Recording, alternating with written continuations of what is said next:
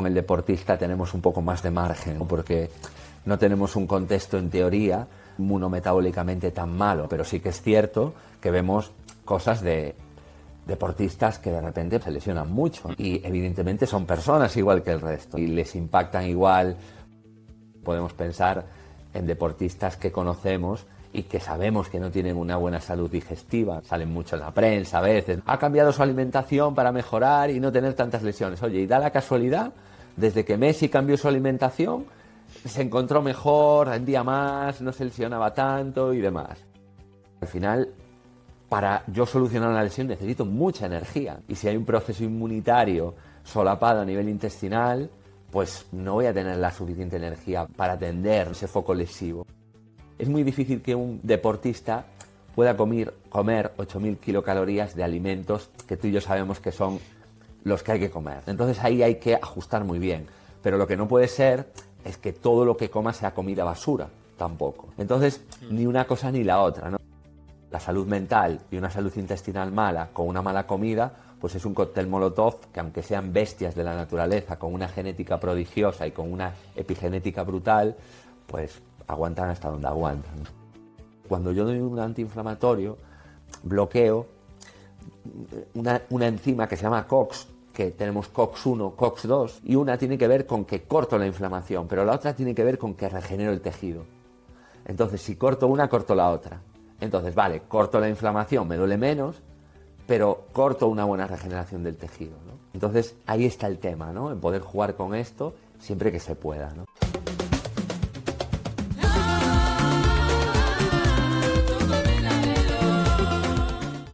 Esto es Conexión Sapiens.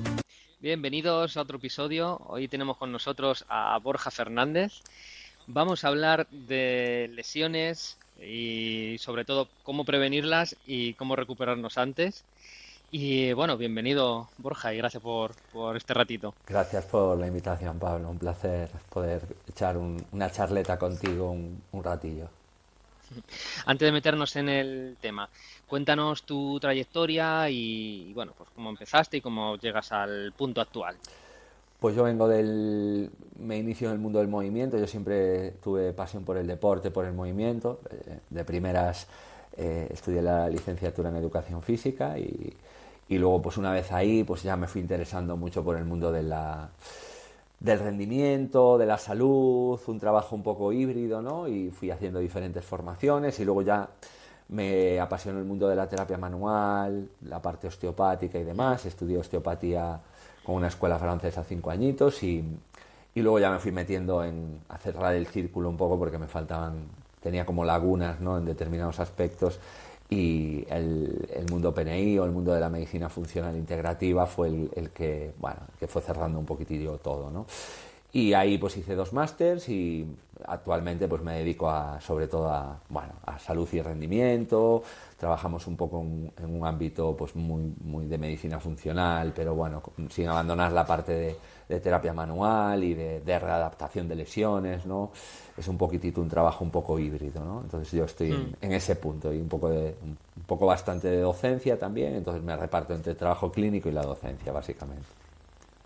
Toda la parte de PNI y bueno, todo lo que sea salud integrativa está totalmente focalizada en todos los problemas de salud actuales, ¿no? Que son crónicos. Sí. Parece que se ha quedado fuera el mundo deportivo y como si las personas que hacen deporte, y sobre todo ya si son profesionales como que cobran del deporte y se dedican exclusivamente a eso, fueran seres especiales que no son humanos y parece que rigen otras reglas. Antes de meternos en el tema, ¿cómo ves esto? Justo, estoy totalmente de acuerdo contigo. ¿Qué pasa? Que al final con el deportista tenemos un poco más de margen, ¿no? Porque no tenemos un contexto en teoría metabólicamente o inmunometabólicamente tan malo, ¿no? Pero sí que es cierto que vemos cosas de deportistas que de repente pues se lesionan seguido, ¿no? Se lesionan mucho, ¿no? Y evidentemente son personas igual que el resto, ¿no? Y les impactan igual pues su micronutrición, su descanso, ¿no? Cómo está su sistema inmune, cómo está su tejido, cómo están sus emociones, su eje de estrés, ¿no? Entonces, bueno, parece que sí, y es terrible, ¿no? Como se hacen muchas veces las cosas a un nivel súper alto, ¿no? Porque cuando trabajas con profesionales de algún deporte que cobran mucho dinero, dices, hombre, y sobre todo porque cobras mucho dinero y vives de esto, ¿no? Es como que no hay esa relación, ¿no? Tan de... yo creo que es porque al final el rendimiento se ha ido apartando un poco de la salud, ¿no? Y sí que es cierto que son campos un poco diferentes donde hay que ajustar, pero deberían de enlazarse un poco más. Sí, sí, seguro. Bueno, pues vamos con una de las partes del rendimiento fundamental y es que no te lesiones. Totalmente. Podemos empezar por el tejido conectivo, Mm. así en su sentido más amplio y que puedas definir qué es primero.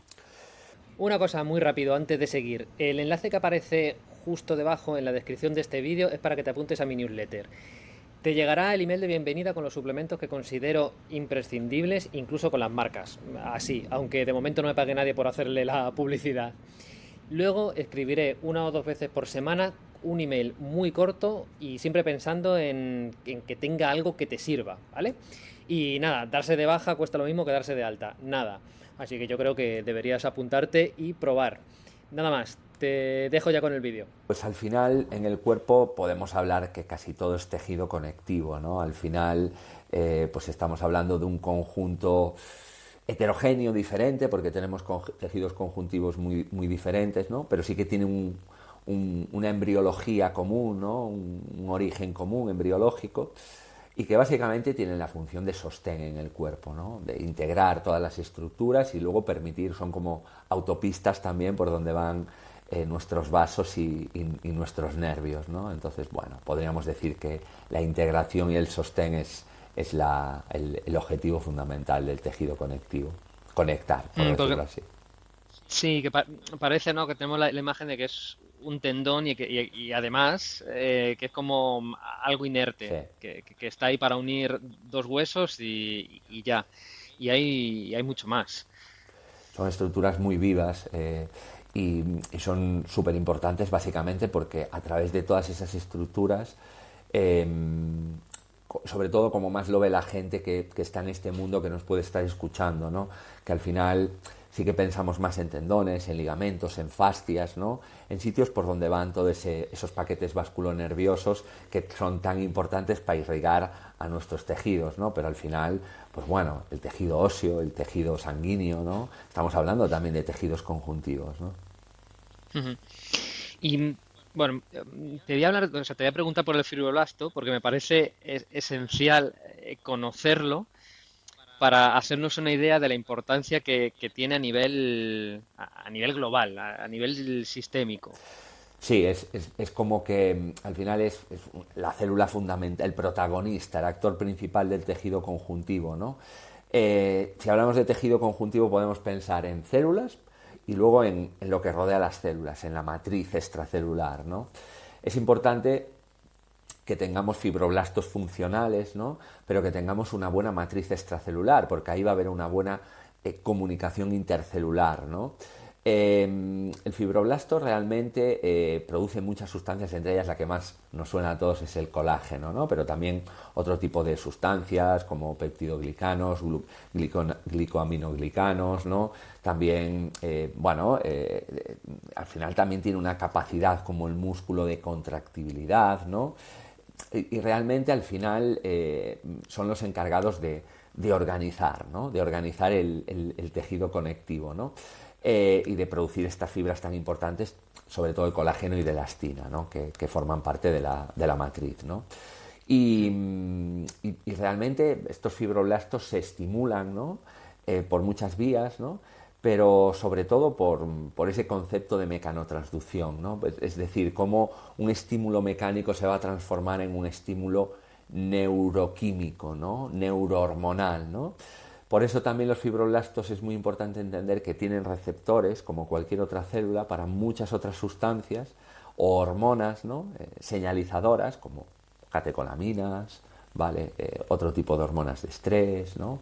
Entonces, pues bueno, es una célula que recibe información de muchos sitios, ¿no? Y que al final, pues el impacto sistémico es brutal, ¿no? Por eso no se recupera igual, pues imaginémonos que pudiéramos tener los mismos cuerpos, ¿no? Exactamente iguales, ¿no? Y pudiéramos hacer un experimento, pues no se va a recuperar igual pues un ratón que esté estresado que un ratón que no lo esté, ¿no? Por ejemplo.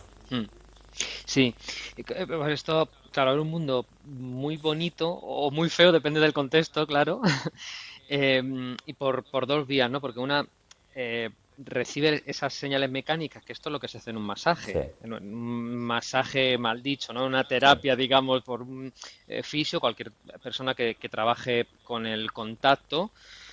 Y luego, por otro lado, son sensibles a todas las señales hormonales y neuroendocrinas. Por lo tanto, totalmente. lo que salga de otros órganos va a afectar a cómo tienes, en definitiva, tu colágeno, si queremos decir una de las sustancias más conocidas.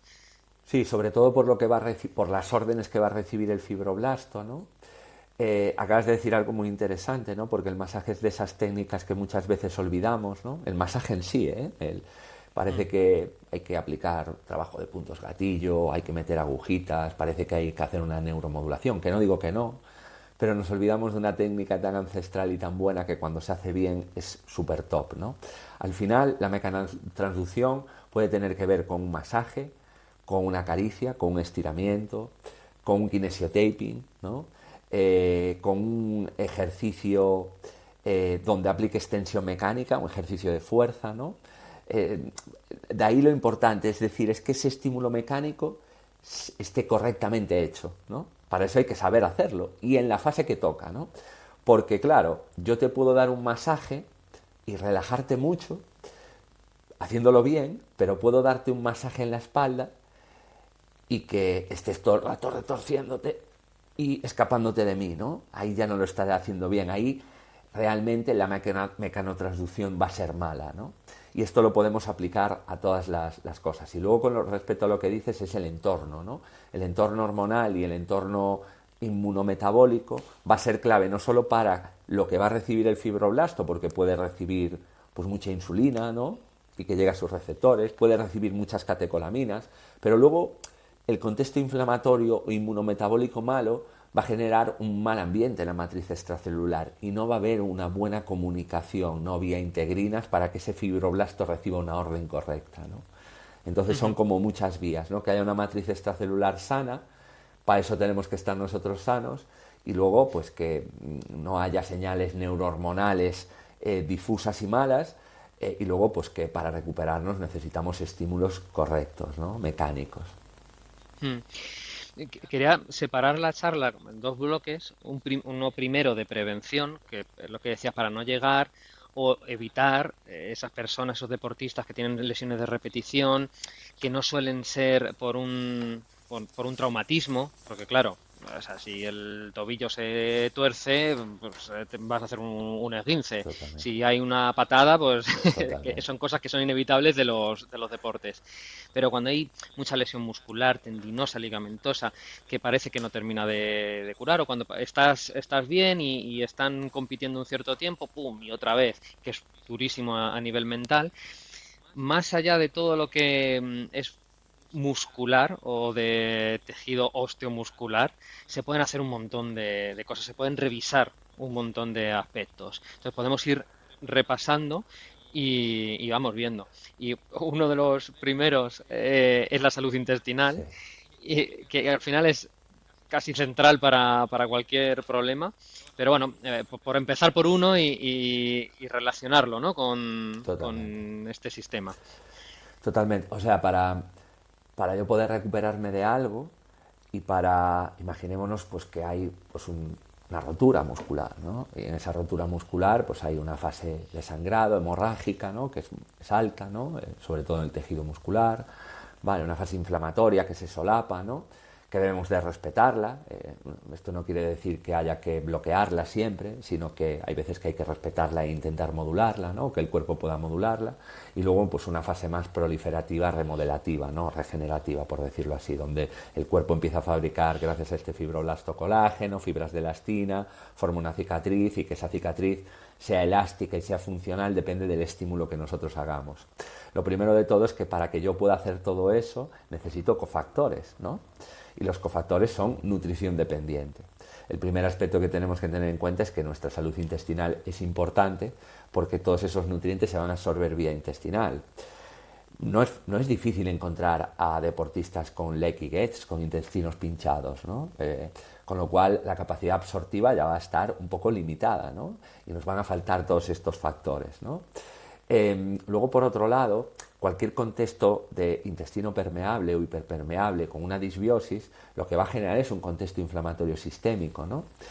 Evidentemente, cuando hay una inflamación aguda, como una lesión, y tengo que recuperarme de ella, ¿no? Y tener una buena resolución de la inflamación, si estoy inflamado de bajo grado porque tengo un proceso disbiótico, entre otras cosas, ya no va a ir bien, ¿no? Y luego hay algo que tiene mucho que ver también a nivel intestinal con determinadas reacciones enzimáticas, ¿no? Por ejemplo, las reacciones de sulfatación, ¿no? Son reacciones que se producen en el cuerpo para producir grupos sulfatos, ¿no? Los grupos sulfatos son claves para sulfatar el tejido conjuntivo, ¿no? Todo este tejido conjuntivo necesita que le acoplemos un grupo sulfato. Nosotros lo vamos a obtener a través de aminoácidos azufrados que tomamos en nuestra dieta, ¿no? Pues el huevo, la proteína animal en forma de carne, crucíferas, ¿no?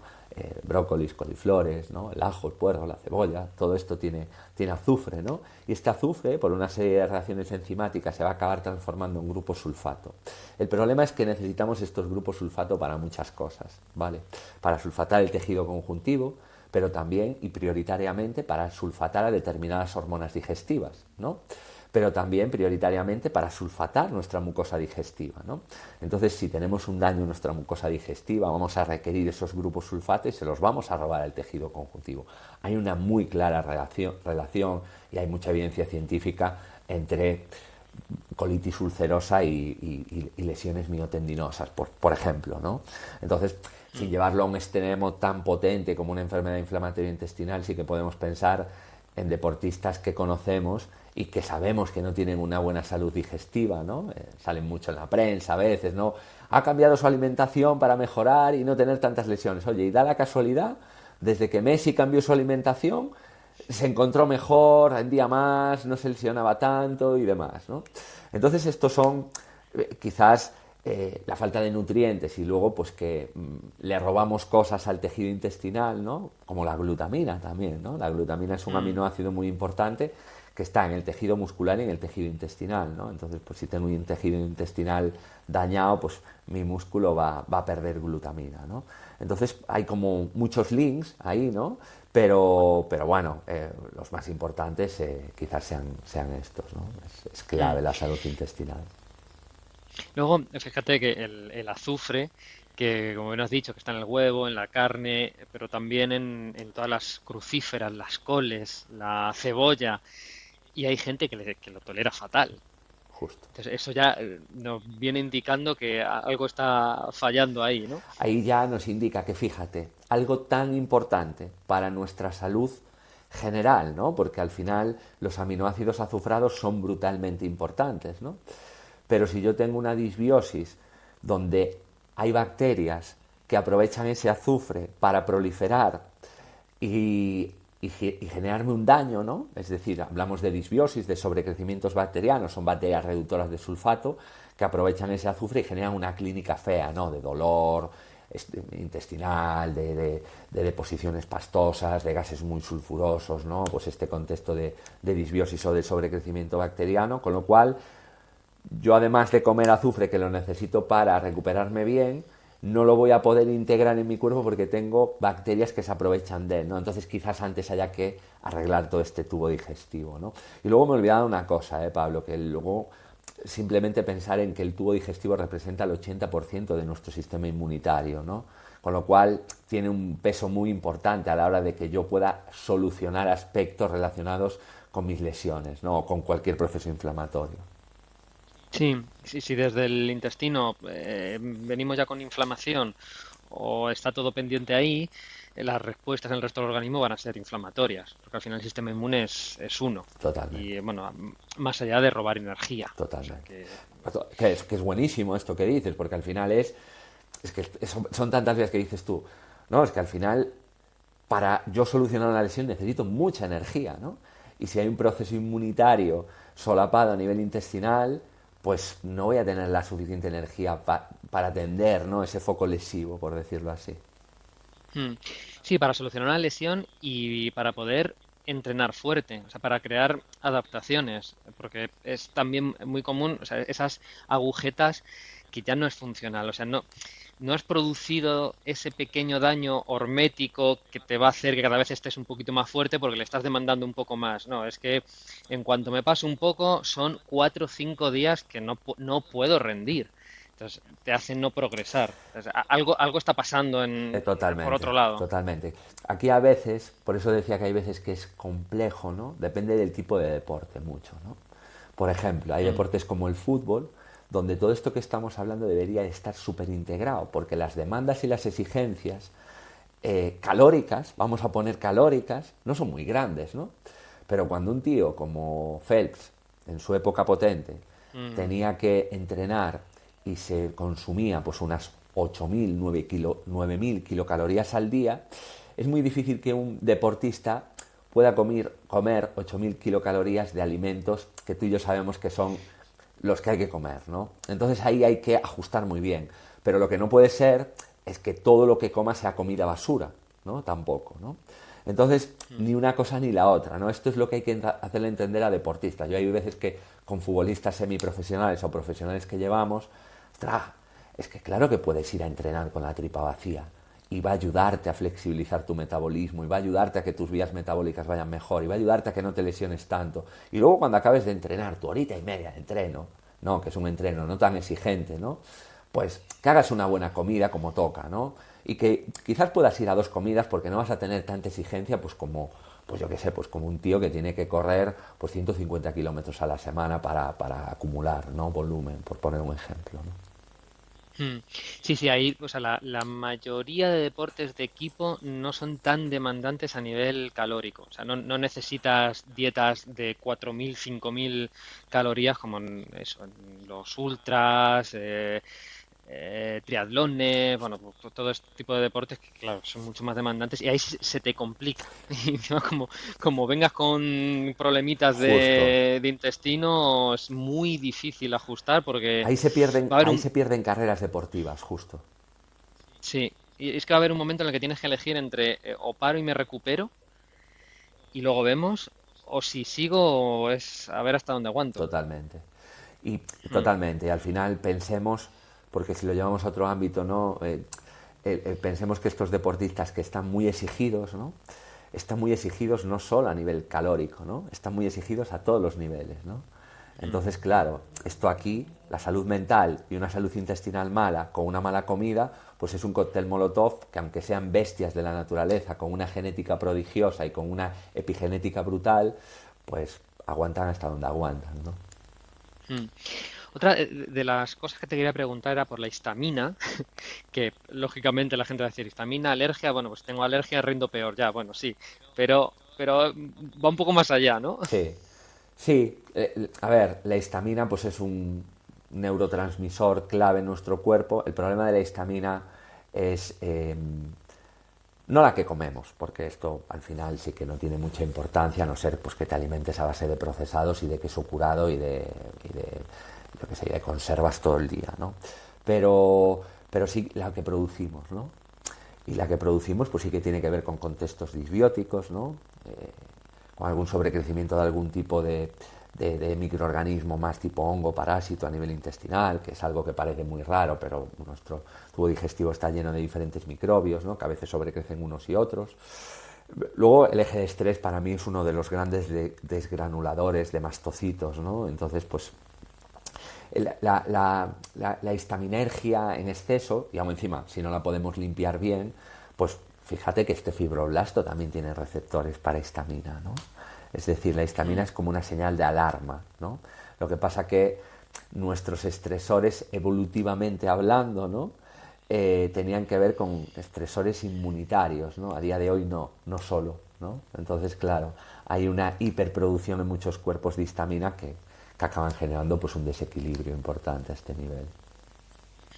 Sí, al final, bueno, pues eso, estamos hechos a nivel evolutivo, muy discordantes con la situación actual, y el que el estrés o sea, aumente la histamina, al final es protector en los contextos ancestrales de estrés. O sea, ¿cuándo ibas a tener estrés? Pues primero, en un momento de naturaleza, si la estamina nos sirve también para luchar contra parásitos, pues será más probable que sufrieras algún tipo de infección, sea por parásitos, sea por hongos, sea por algún tipo de microorganismo, entonces aumento histamina y yo me protejo. Totalmente. Y luego se pasará. Y, claro, Pasa que ahora es la hipoteca del banco, pues mi entrenador, llevando al deporte pues mis exigencias, mis marcas, mis metas, entonces todo esto genera, y es una de las cosas, de los elementos, ¿no? Luego hay que sumar muchos otros, ¿no? que impactan mucho en la carrera del deportista, por decirlo.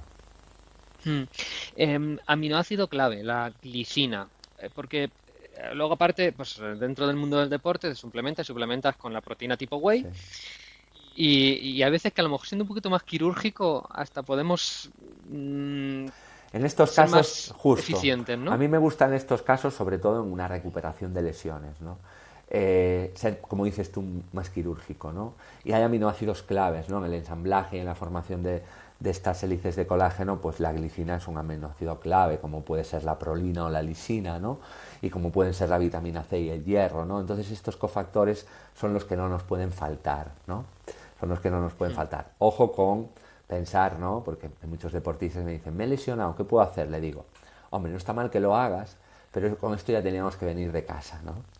¿Sabes? Es como que cuando llegamos a un momento lesivo y quiero cuidarme y nunca lo he hecho, pues quizás está bien que lo hagas, ¿no? Es un buen momento para empezar, pero tampoco vas a recoger esos beneficios, ¿no? Cuando tú realmente, claro, al final los que trabajamos en este mundo también somos un poco frikis y experimentamos con nosotros mismos, ¿no? No es que no estemos deseando lesionar, pero aprovechamos esas ventanas de oportunidad. Yo no he tenido muchas lesiones en mi vida, pero he tenido una importante en el tobillo, una fractura de las gordas, ¿no? Y vamos, ha sido un N1, ¿no? Pero ha sido el mayor estudio que he podido hacer en este campo, ¿no? Del que estamos hablando, ¿no? Y claro, cuando tú tienes un Maisonneuve, que es una fractura tibioperonea, ¿no? Con desplazamiento de la sindesmosis, ¿no? Y es una fractura ya importante, ¿no? Que genera mucho sangrado, mucho edema, que es quirúrgica, que hay que pasar por 2 cirugías. Espera, tibia peronea, o sea, eso es la imagen que a veces se ve de pie colgando. Sí, lo que pasa es que no llegó a colgar porque no llegó a ser muy bestia, ¿no? Porque realmente lo importante es que la sindesmosis, la articulación que hay entre tibia y peroné, se abre. Entonces eso puede generar mucha inestabilidad en el futuro. Entonces ahí hay que juntar mucho la regeneración, la recuperación del tejido y demás, con el trabajo de terapia manual y de readaptación. Y ahí es clave que se solapen muy bien, ¿no? Yo en la segunda semana, como fue muy cerca de la subastragalina, entonces la flexión dorsal del tobillo para correr y para ser funcional este nivel tiene que estar muy bien. Por eso, en la primera revisión yo fui al trauma con una bota Walker en una bolsa. No. Yo el yeso 10 días, 15 días. Luego me lo quito y me lo pongo para que me puedan hacer un poco de trabajo de terapia manual para ganar esa flexión dorsal. Pero al mismo tiempo, mi tejido tiene que irse recuperando correctamente, ¿no? Entonces, en el continuum de la lesión hay unas fases que hay que respetar, ¿no? Y el pie, pues al principio está muy hinchado. Bueno, yo te puedo decir que me tomé 3 analgésicos en las 3 primeras noches porque tenía, cuando me despertaba, como mucho dolor pero luego no tomé mucho, no tomé prácticamente nada, permití, ojo, cuidado con esto, ¿no? Porque hay inflamaciones muy potentes que hay que tirar pues de antiinflamatorios esteroideos o no esteroideos, ¿no? Pero yo no tomé ningún antiinflamatorio en todo mi proceso, ¿no? Pero claro, yo vengo con una salud, me gusta cuidarme, me he cuidado siempre. Y en una lesión que en 9 meses estás empezando a correr, pues en 5 estábamos empezando a correr, ¿no? Y no porque tuviéramos prisa, ¿no? Pero sino para demostrarnos a nosotros mismos que haciendo las cosas lo más perfectamente posible que podamos, ¿no? Las cosas van muy diferentes, ¿no? Voy a aprovechar que has dicho que casi no tomaste antiinflamatorios y que lo tomaste así, pues, como analgesia, porque evidentemente si luego tampoco puedes dormir, Eso es. pues en fin. Pero, ¿por qué es importante esto? Esto es importante porque el cuerpo, dentro de inflamaciones modulables por el propio cuerpo, que hay algunas que no lo son, por eso digo cuidado, ¿no? Porque aquí muchas veces nos pasamos al otro lado, ¿no? Pues no me tomo nada. Le digo, bueno, igual tú sí que te tienes que tomar algo, ¿no? Porque realmente el proceso inflamatorio es un proceso inflamatorio en escalada, ¿no? Donde se producen una serie de enzimas proinflamatorias que se llaman prostaglandinas, que llegan, suben. Imaginémonos una fiebre de un niño, ¿no? Sube hasta un máximo, y luego la fiebre del niño cuando llega al máximo empieza a bajar rápido, porque aparecen otras enzimas que se llaman lipoxinas, sobre todo A4, que son proresolutivas, ¿no? Entonces, si nosotros permitimos o modulamos, ¿no?, esto y permitimos que se llegue a un pico máximo inflamatorio para que luego pueda ir bajando, pues la cosa va a ir bien. Dentro de este proceso de resolución entran en juego otro tipo de sustancias que se llaman sustancias resolvedoras de la inflamación, ¿no? Resolvinas, ¿no? Resolvinas D, resolvinas E, protectinas, maresinas, y son sustancias derivadas de la grasa, ¿no?, que están en nuestras membranas celulares, de esos ácidos grasos poliinsaturados de origen animal, omega 3, omega 6, omega 9, ¿no? Todas estas sustancias son muy importantes que estén en nuestra membrana celular para que me ayuden a resolver la inflamación y que yo respete los tiempos, ¿no? Pero para eso hay que tener una buena salud resolvedora de la inflamación. Si no, pues claro, pues podemos tener problemas importantes, ¿no? Pues con contextos inflamatorios muy potentes, que a veces hay que tirar de antiinflamatorios y bloquear la inflamación. El problema de todo esto es que cuando yo doy un antiinflamatorio, bloqueo una enzima que se llama COX, que tenemos COX-1, COX-2, ¿no? Y una tiene que ver con que corto la inflamación, pero la otra tiene que ver con que regenero el tejido. Entonces, si corto una, corto la otra. Entonces, vale, corto la inflamación, me duele menos, pero corto una buena regeneración del tejido, ¿no? Entonces, ahí está el tema, ¿no? En poder jugar con esto siempre que se pueda, ¿no? Sí, ahí, claro, están los dos problemas. Primero, que esos omega 3 que has nombrado, o el equilibrio omega 3, omega 6, que el omega 6 también es necesario para poder realizar esa inflamación, pero claro, lo que está pasando ahora es que nos vamos en exceso hacia los omega 6, tenemos poquito omega 3, entonces no hay equilibrio para podemos inflamarnos, pero luego no tenemos para reparar. Eso es. Pero eso tiene que estar en la célula previamente. Sí. Entonces tú ya tienes que tener una membrana celular rica en estos ácidos grasos para que en el momento de la lesión se pueda producir estos sistemas para que arranque el sistema de recuperación. Claro, y esto empieza el segundo problema, ¿no? Entonces no tengo suficientes resolvedores de la inflamación, sigue inflamando, necesito cortarla y tampoco llegas al punto en el que empieza la resolución, porque no se ha llegado a la señal que te dice, ahora vamos a empezar a resolver. Tienes que seguir tomándote antiinflamatorio, bueno, al final la lesión se cronifica y todos los procesos, ya no solo de que baje la inflamación, que es lo que vemos desde fuera, los procesos reales de reconstrucción del tejido son los que se van a parar. Justo, porque no va a haber una buena regeneración, proliferación, si no hay una correcta resolución del proceso, ¿no? Entonces, claro, pues ahí tenemos, ¿no? Pues lesiones, cruzados que van en 8 meses, que es a donde nos gusta llevar un cruzado, ¿no? Con seguridad y con calma, ¿no? Y cruzados, pues que no van ni en 12, ¿no? Y gente, en teoría, más o menos, pues de las mismas características, pero digo más o menos porque no son iguales, ¿no? Al final, y luego, pues la parte no solo de ácidos grasos, sino la parte de que la inflamación es un gran proceso oxidativo, ¿no? Y ese estrés oxidativo también daña mis membranas celulares. Por eso tengo que tener una buena protección antioxidante en mis membranas celulares, ¿no? Mi vitamina E, mi ácido alfa-lipoico, ¿no? Mi vitamina C, diferentes sustancias que, como yo voy a producir mucho estrés oxidativo porque me quiero inflamar de verdad, pero va a ser puntual, voy a poder modular ese exceso de estrés oxidativo y al mismo tiempo voy a empezar a poder resolver cuando tenga esa señal, como tú bien decías, ¿no? Entonces, claro, aún encima me estoy tomando muchos antiinflamatorios, que esos antiinflamatorios me revientan la tripa, que es mi gran aliado para resolver cualquier proceso inmunitario, ¿no? Entonces, pues, es la pescadilla que se muerde la cola, ¿no? ¿Qué nutrientes, y si no se llega con nutrientes, qué suplementos habría que añadir previo a la lesión? O sea, es decir, persona o deportista sano haciendo la actividad y que quiere prevenir la lesión, ¿qué dirías? Dice, pues tenemos que asegurarnos una ingesta mediante la dieta de estos nutrientes que se consigue con estos alimentos y posiblemente sea más difícil que llegue a tomar estos, entonces se recomienda la suplementación. Yo a nivel preventivo, lo que intento acercar al deportista es al nivel óptimo de salud. Aquí hay que objetivar, ¿no? La micronutrición es importante, ¿no? Pero la macronutrición también.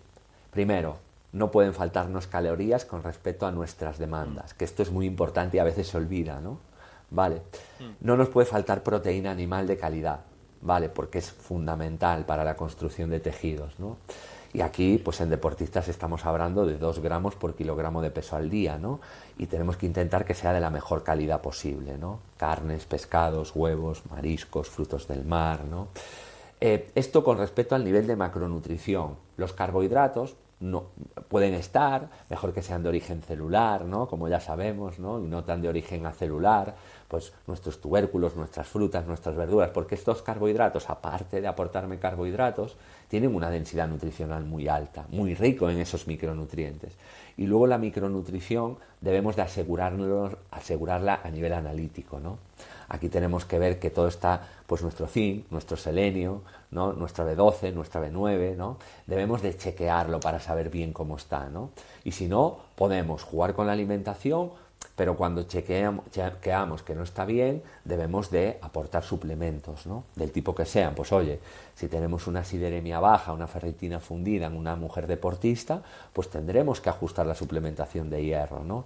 Y tendremos que saber que, por ejemplo, la suplementación de hierro no se puede juntar con una suplementación de zinc si el ratio de zinc está mal, ¿no? Entonces, claro, aquí tenemos que ir chequeando bien todo esto, ¿no? Pero que todos los micronutrientes, pues vitaminas y minerales, pues las vitaminas liposolubles, vitaminas A, ¿no? Que estén en rango, vitamina D, fundamental a nivel inmunitario, ¿no? Vitamina E, ¿no? Incluso.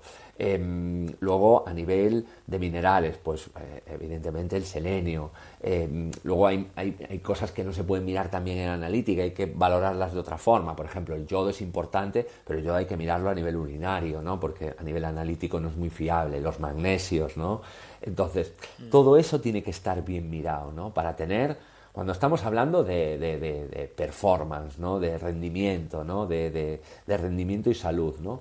Porque si no, pues iremos cojeando de uno, del otro y al final pues tendremos problemas, ¿no? Sí, o sea, al final es mirar micronutrientes, vitaminas y minerales, pero que no se piden. Porque lo No, normal, no. no sé tu experiencia, pero a ti te llega un deportista y me da lo mismo que sea semiprofesional, pero ya con una carga de trabajo importante como deportistas profesionales y te dicen, bueno, esta es la analítica que tengo. Y dices, "Ij, Sí, sí, pues, sí. pues no tenemos gran cosa". Y lo que decías del hierro y las anemias son súper frecuentes y muy infradiagnosticadas, tampoco sé por qué. Sí, yo creo que hay un cierto pasotismo y una dejadez y a veces una falta de formación también, ¿eh? En los profesionales que tenemos alrededor, hay que decirlo así también, ¿no? Mm, no podemos conformarnos, ¿no? Con que nos digan que está bien. Doctor, yo estoy viendo esto y no está bien, está mal, me lo dice la analítica, hay un asterisco ahí, es decir, mi hemoglobina en 12,1 no está bien, porque yo entreno 3 horas al día y menstruo todos los meses, ¿no? y tengo mi vida, ¿no? Entonces no puedo estar con esta hemoglobina y ir fundida por la vida, ¿no? Cuando soy una deportista de alto nivel, ¿no? Y más en mujeres, ¿no? Que cada vez se está profesionalizando más el deporte en las mujeres, gracias a Dios, ¿no? Entonces, esto es lo que tú dices, es tremendo, ¿no? Y bueno, y como mucho, pues te piden hemoglobina y hierro, ¿no? Y no tenemos más del estatus de la sideremia, ¿no? Que esto pues tampoco es correcto, ¿no? Entonces, bueno, pues sí, se hacen las cosas regular tirando a mal, sí, sí. Mm. Y luego, ya una vez haya habido lesión, lo mismo, ¿qué nutrientes son clave? Evidentemente, o sea, otra vez es lo mismo No, porque pero es muy buena pregunta, Pablo, porque al final no es lo mismo, ¿no? Y aquí hay una cosa importante, el deportista, más allá de las necesidades que vayamos a tener en la recuperación de la lesión, le va muy bien ver que hace cosas. Esto va muy bien aquí, ¿no? Y esto para mí es el 70% de la recuperación de cualquier deportista, ¿vale?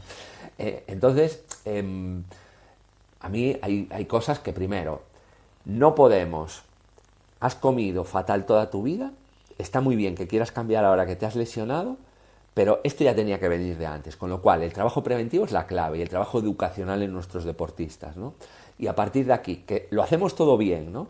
Pues a partir de aquí, que el patrón nutricional sea el correcto, que haya una buena densidad nutricional, todo lo que hemos dicho, pero a mí en la recuperación de lesión, evidentemente dosis importantes de omega 3, EPA, DHA, a mí me gusta dar aproximadamente en fases agudas 2 gramos y 2 gramos, que es bastante, 4 gramos de 2 gramos de EPA, 2 gramos de DHA. Me gusta aportar vitamina C, ¿vale? En fases pues agudas, ¿no? Al principio pues puedo aportar 3, 4 gramos, mejor que sea liposomado, ¿no? Separado. Se ve que en torno a 500 miligramos, 1 gramo, vamos a absorberlo mejor. Entonces, pues si puedo hacer de tomas de 500 o de 1 gramo, mejor que hacerme de 2 o de 3, ¿no? Luego, pues que no me falte proteína animal. Yo no suelo aportarla mucho, le suelo decir, venga, calditos de huesos, gelatinas, ¿no? Venga, vamos a aportar carne de calidad, vamos a aportar huevos. Ahí ya hay una buena cantidad de aminoácidos, ¿no? Si no puedo suplementar con un buen suplemento de aminoácidos, ¿no? La glicina sí que la suelo aportar, ¿no? Porque aparte le permite descansar muy bien al deportista, le permite ir en un nivel, porque es realmente un neurotransmisor también inhibitorio, ¿no? A nivel del sistema nervioso central, ¿no? La glutamina como recuperador del tejido me parece fundamental, ¿no? Pues en torno a deportistas tirar tomas de 5 gramos, ¿no? Entonces entre la glutamina, la vitamina C, los omegas, ¿no?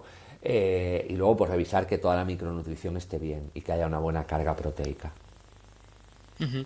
Hemos dicho ya un par de veces lo de carne de calidad y yo creo que está bien explicar qué es carne de calidad, porque alguno se puede estar pensando, pero ¿qué me estás diciendo? ¿Qué carne es la de calidad? Sí. Animales felices, ¿no? Como digo yo, ¿no? Animales que, bueno, pues que nos los vamos a comer, evidentemente, ¿no? Pero que, pues que...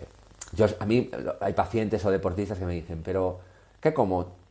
¿Pollo o cerdo, ¿no? O pollo o ternera. Y yo les digo, depende, ¿no? Pues si tú te vas a la dehesa extremeña, ¿no? Aquí en España, pues realmente verás pues que esos animales son maravillosos, ¿no? Son animales felices, comen bellotitas, corren por el campo, les da el sol, tienen grasa infiltrada, vale, no comen piensos, no están inflamados, ¿no? Pero luego, pues si nos metemos con pollo de unas grandes superficies, ¿no? Pues son pollos que crecen en un mes porque les enchufan una manguera con pienso y les provocan un hígado graso y están inflamados, ¿no? Entonces, si yo a mis deportistas les estoy diciendo que no me interesa que haya carbohidratos acelulares como el cereal, pues tampoco te voy a dar un animal que los coma, ¿no? Entonces, pues los animales pues tienen que comer lo que han comido siempre, ¿no? Las vacas tienen que pastar, ¿no? Hoy en día cada vez es más difícil todo esto, ¿no? Es como si lo llevamos al ámbito del pescado, ¿no? Pues sí, los mares están contaminados, pero comer tenemos que comer, ¿no? Si no, no podríamos comer nada del mundo, ¿no? Y el tema aquí es que no es lo mismo un pez que un pescado, ¿no? No es lo mismo un pez de acuicultura que come piensos de animales terrestres que un pescado pues que come pescado, ¿no? Y que come krill y que come algas y que come lo que tiene que comer, ¿no? Y que se mueve, ¿no? Entonces, esta es la proteína de calidad, ¿no? Como los huevos, ¿no? Pues una gallinita que come los gusanitos, que le dan un poco de verdura, bueno, le echan un poquitito de maicito por ahí, pero evidentemente cuando tenemos un huevo bueno y un huevo de supermercado, de esto de grandes superficies, pues la gente dice, ostras, la gente sabe diferenciarlo esto, ¿no? Tenemos que intentar minimizar esto, ¿no? Porque si no estamos comiendo proteína de baja calidad, ¿no? Y carne de animales inflamados y animales enfermos. Hmm. Y luego, por seguir, ya metiéndonos en cómo mejorar la vascularización de la lesión, no sé si, bueno, te voy a preguntar por otra vez alimentos, suplementos, incluso ya otras terapias, pero bueno, incluso está cogiendo un poco de fama la citrulina, arginina, incluso ya directamente que comer Sí. remolacha. ¿Qué nos puedes contar de esto? Sí, bueno, me parece un alimento súper top, por ejemplo, la remolacha, por la producción de ácido de óxido nítrico, ¿no? Entonces, la arginina, por ejemplo, o la citrulina son dos suplementos que podemos utilizar y que ayudan mucho en la vasodilatación y en la perfusión vascular, ¿no? Porque llega un momento que nuestros tejidos, cuando se inflaman, ahí no nos interesa mucho la vasodilatación, porque ya está llegando mucho, ¿no? Pero luego esa extravasación de tejidos, ¿no? Y el que llegue sangre nueva y oxigenada a nuestros tejidos es importante, ¿no? Entonces el estímulo de arginina o citrulina en estos momentos pues puede ser una muy buena idea, por ejemplo, ¿no? Pero como tú decías, quizás como otras medidas, ¿no? Como un buen masaje, ¿no? O como una... Pues hoy en día tenemos grandes medios técnicos, ¿no? Como por ejemplo nosotros en nuestro centro tenemos la bomba diamagnética, ¿no? Que está muy de moda ahora, ¿no? Y que parece que es la solución a todas las lesiones, ¿no? Es una herramienta maravillosa en fase inflamatoria y fase resolutiva proliferativa, pero no es lo único que debemos de hacer, ¿no? Es un calor profundo, ¿no? Entonces, pues sí, arginina, citrulina, sí, a través de los alimentos, sí, pero en fases agudas a mí me gusta suplementarla en dosis pues interesantes, pues unos 5 o 6 gramitos de arginina o 5 o 6 gramitos de citrulina a lo largo del día, ¿no? Durante estos primeros 10-15 días. Ujú. Me quedo con tu pedazo de lesión y si te parece, porque así podemos ir cerrando e ir haciendo algo más Sí, práctico,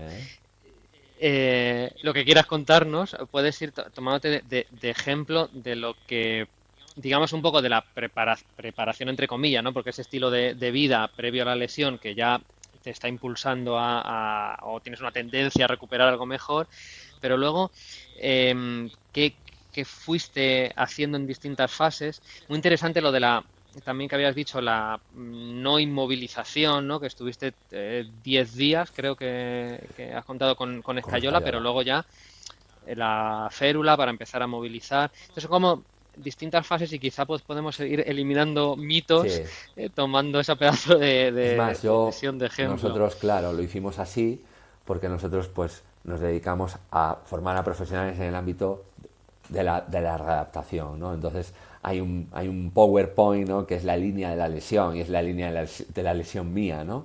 Entonces donde voy contando, donde voy registrándolo todo, ¿no? Y donde voy viendo todo cómo es, ¿no? Y esto es importante, me parece muy importante lo primero de todo, cuando te lesionas, ¿no?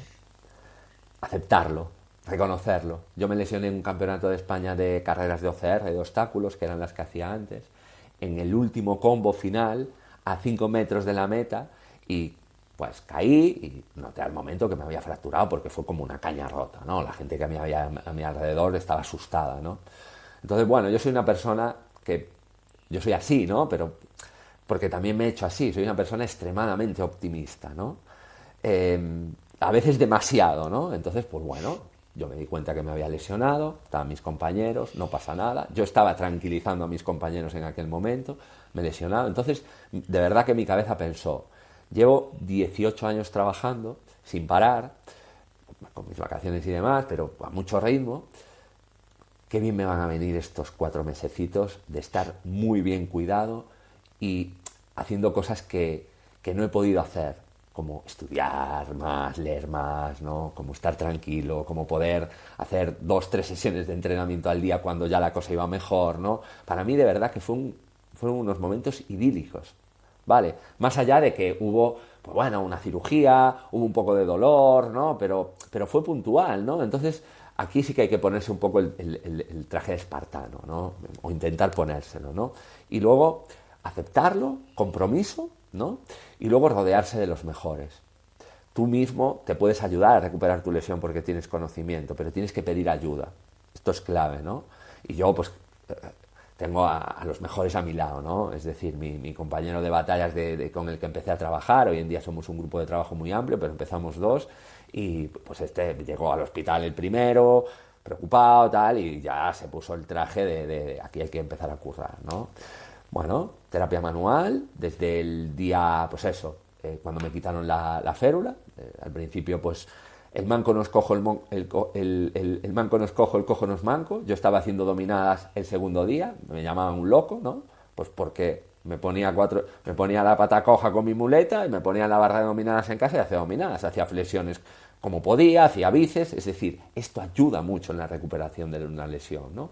Me tenía muy bien cuidado con mi alimentación, ya empecé a suplementarme y a partir del día 15 empezamos a seguir haciendo las cosas bien con la suplementación y con el ejercicio periférico funcional, porque no podíamos hacer nada, y trabajo de terapia manual, ¿vale? Juegos menores, ir ganando ahí flexión poquito a poco, cariño, drenar, trabajos antiinflamatorios y demás. Bueno, en la primera revisión pues llegué muy bien, después de la férula y nada, pues yo creo que cuando se secó, yo estaba deseando que se secara la cicatriz para poder hacer algo aeróbico, ¿no? Meterme en el agua, ¿no?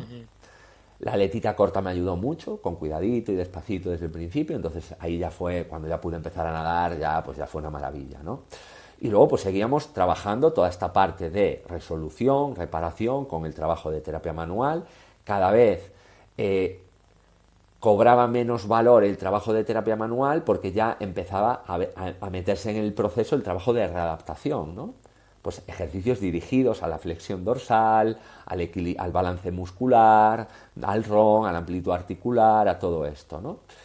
A medida que pudimos empezar a cargar, respetar la regla de las 6-12 horas, si tú haces algo que te va a sentar mal y te vas a pasar, a las 6 horas te lo va a decir el cuerpo, con lo cual eso es una guía muy buena para, bueno, no pasa nada, he hecho un poco más de trabajo en carga parcial y estoy bien, con lo cual puedo avanzar un poco más, ¿no? Puedo avanzar un poco más, hasta que pues hemos empezado ya pues a readaptar un poco la marcha, ¿vale? Y cuando ya la marcha estaba readaptada, el trauma estaba encantado, porque no me dio ni rehabilitación, evidentemente, porque ya la fuimos haciendo nosotros, se la ahorró, ¿no? Y cuando llegué a ese punto en el que él me iba a dar rehabilitación, pues me dijo, es que te veo tan bien que vamos a quitar el tornillo transindesmal, es un tornillo que va de un lado al otro que hay que quitarlo, evidentemente, ¿no? Segunda cirugía, pero es una cirugía pequeña, que estás pues 7 días con la cicatriz y demás, y luego pues seguir con la readaptación de la marcha y yo tenía ganas de cuanto antes poder empezar a correr, ¿no? A readaptar la carrera, ¿no?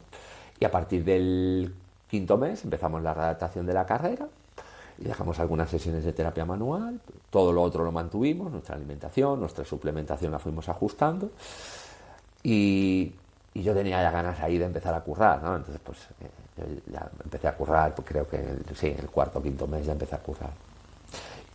¿Cuándo empezaste a correr? En el 5.º mes empecé a redactar la carrera ya, sí.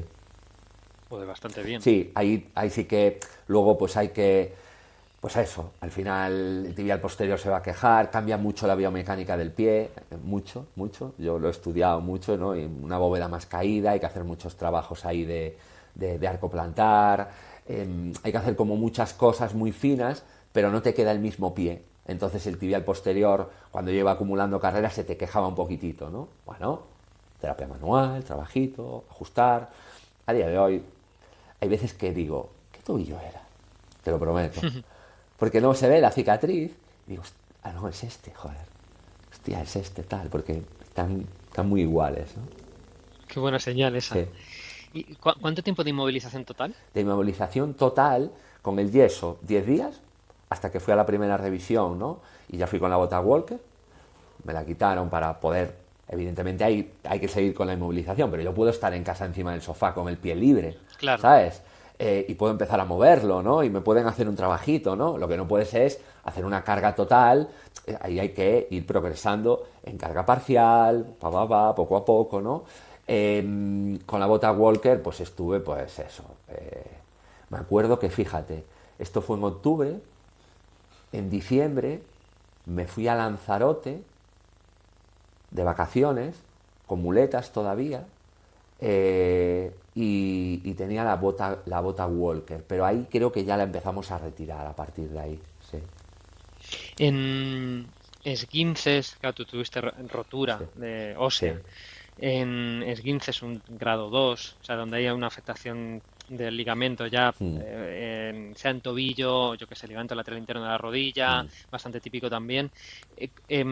¿Cuánto tiempo de inmovilización si crees que es necesario? Inmovilización, yo hablo de inmovilización cuando es total. Si Sí. hay, va a ser una rodillera o una tobillera los primeros días, no, no está En inmovilizado. lateral interno, por ejemplo, ¿no? Vamos a pensar en un grado, sin que llegue a ser un grado 3, ¿vale? Porque un Mm, grado 3 sí que hay que movilizar el lateral sí, interno, ¿no? y hay rotura. Y el tobillo, pues a veces incluso es quirúrgico, ¿no? Pero un grado 2, ¿no? Que puede ser así muy espectacular. Ahí no necesitamos inmovilizar. Tenemos que explicarle bien al paciente que tiene que estar tranquilito al principio, ¿no? Porque la fase hemorrágica y aguda, tranquilo, ¿no? Podemos hacer cositas con el resto del cuerpo, pero que no te duela, no apoyes, calma, trabajo de un poquitito de terapia, agua, un poquitito de contrastes, ir jugando con todo esto, ¿no? Pero ahí que no haya inmovilización. El ligamento es clave que en el momento que podamos empezar a estimularlo mecánicamente lo antes posible, empecemos a estimularlo. Vale, Mm, es decir, en el momento en el que, porque un lateral interno grado 2 duele mucho, ¿no? Entonces en el momento que vamos bajando inflamación, trabajamos con las medidas que tengamos que hacer a nivel conservador y que ya se vaya reduciendo el dolor, venga, trabajo de control motor ahí en el ligamento, ¿no? Que el ligamento se vaya enterando qué es lo que tiene que hacer, ¿no? Que es informar a tu sistema nervioso central, ¿no? Entonces ahí se claro. pueden hacer estrategias muy progresivas y muy paulatinas y bueno, al final, pues un grado 2 pues, eh, a ver, en 6 semanas tiene que estar corriendo lineal. Ya, ya, ya. Y luego, bueno, sí, claro, un grado 6 semanas, sí, sí. De hecho, un grado 2 en fútbol tiene que estar jugando en 2 meses. Sí, sí, sí. O sea que, Sí. que ¿Qué pasa? ahí Que hay que ir ahí, rapidito. claro, ahí depende de... ¿Qué pasa? Que es como en el fútbol americano, ¿no? Tú que estás ahí, pues nosotros sacamos un cruzado en 8 meses y no hemos tenido ninguna recidiva, ¿no? Desde muchos Claro. años. Pero un fútbol americano, aunque se van a 5 o 6 meses, ¿no? Porque la pasta cuesta, la pasta premia mucho, ¿no? Entonces, claro, ahí es como echar una moneda al aire. Yo creo que ahora está cambiando un poco y se prefiere que el jugador vuelva y no recaiga.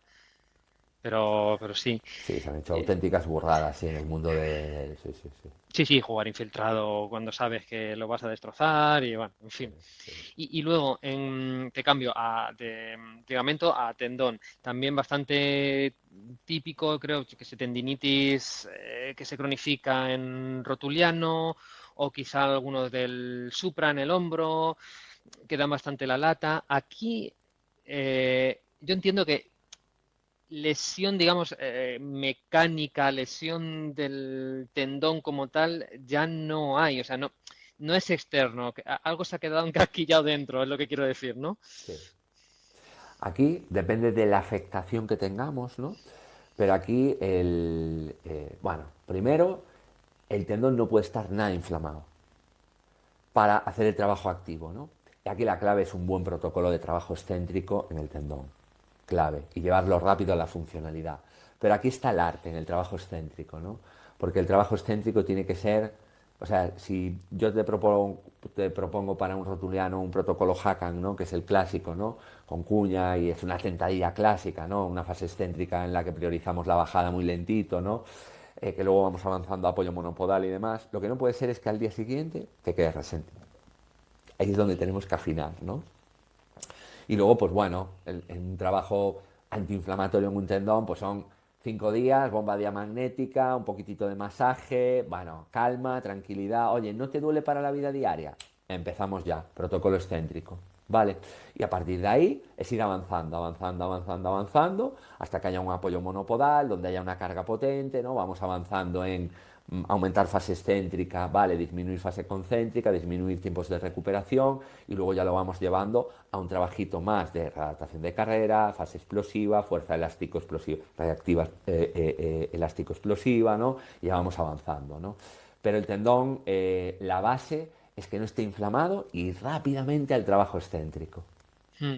Sí, al final ese tendón o ese sistema nervioso tiene que entender que va a soportar esa carga cada vez mayor, Totalmente. que la tiene que Tú antes lo soportar. dijiste, al final todo esto, tanto en rendimiento como en recuperación de lesión, tenemos que hacer al deportista que se tiene que ir adaptando a los estímulos Mm, y que su biología se lo permita. Si no se adapta al estímulo es porque lo hemos hecho mal. No pasa nada, damos un paso para atrás, pero también es bueno que reconozcamos que nos hemos pasado, ¿no? Que hay claro. veces que nos calentamos, ¿no? Porque decimos, bueno, vamos bien, tal. Hostia, ¿cómo me he quedado? Me he quedado 3 días, no puede ser. Mm. Paramos, volvemos para atrás y demás, ¿no? Por eso, pues bueno, las prisas no son buenas consejeras, ¿no?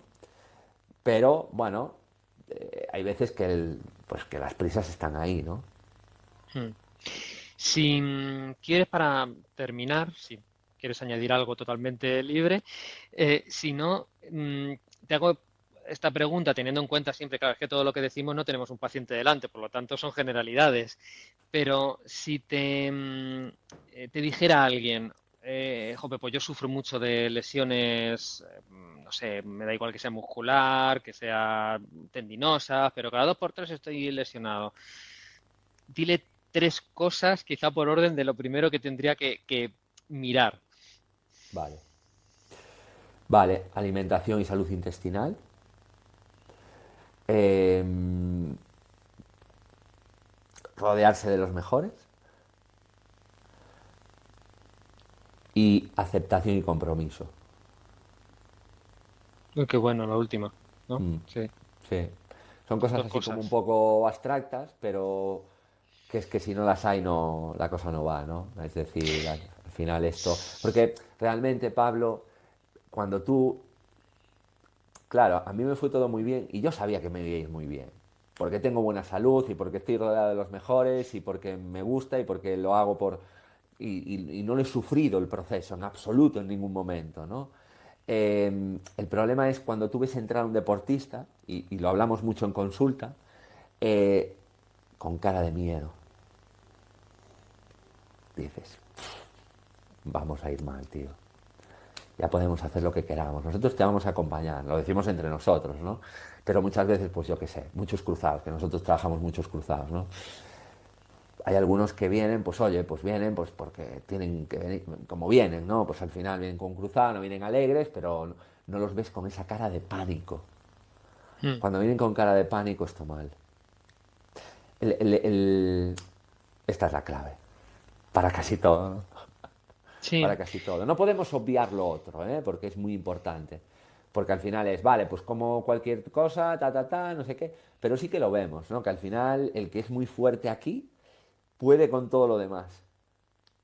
sí, es como, o sea, que prácticamente no hay permiso ni para intentarlo, ni para movilización, ¿no? Estás tan asustado que dices, mira, me quedo así. Unos líos, pero unos líos tremendos, ¿no? Porque es un miedo, un dolor, porque el dolor pues es un concepto tan pues etéreo y que daría para hablar un año, ¿no? Entonces, claro, pues tienes que ir muy lento, todo va retrasado, luego pues todo el rato desconfiado, todo el rato con miedo, todo el rato no duermo, todo el rato es malo. Entonces, aquí es tener un buen profesional que te diga, mira, esto va a ser así, línea de la lesión. Aquí va a pasar esto, aquí va a pasar esto, aquí va a pasar esto. Tú confía en mí, yo voy contigo a muerte, ¿vale? A partir de ahí que tú aceptes eso y tengas compromiso conmigo, ¿no? Y que te vas a comprometer en hacer lo que yo te voy a ir dirigiendo, ¿no? Y luego, pues evidentemente que haya un buen marco de salud. Hemos hablado de salud intestinal, ¿no? Y demás, pero en general, ¿no? Pues Ujú, tus hábitos de sueño, tu descanso, pues que esté todo lo mejor posible, ¿no? ujú.